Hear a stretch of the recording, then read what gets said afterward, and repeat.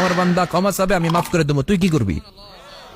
আজীবন অন্যায় করবে, আজীবন পাপ করবে, জুলুম করবে, একদিন চোখের পানি ছেড়ে আমার কাছে কান্নার মতো কান্না করলে আমি সব গুনাহ মাফ করে দেব।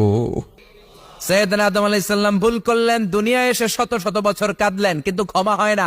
আল্লাহরে বললেন, আল্লাহ কি করলে ক্ষমা পাবো বলো? ফাতালাক্কা আদামু মির রাব্বিহি কালিমাতিন ফাতাবা আলাই। আল্লাহ বললেন, ও আদম, তোমারে কিছু কালেমা শিখায়ে দেই, এই কালেমাগুলো দিয়ে আমার কাছে দোয়া করো, ক্ষমা করে দেব।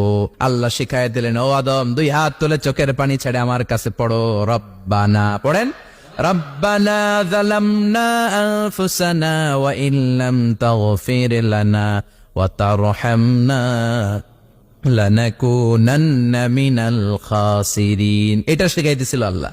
আল্লাহ, আমি জুলুম করেছি, অন্যায় করেছি, ভুল করেছি, পাপ করেছি, তুমি যদি ক্ষমা না করো ক্ষমা করার কেউ নাই, ঠিক কি না?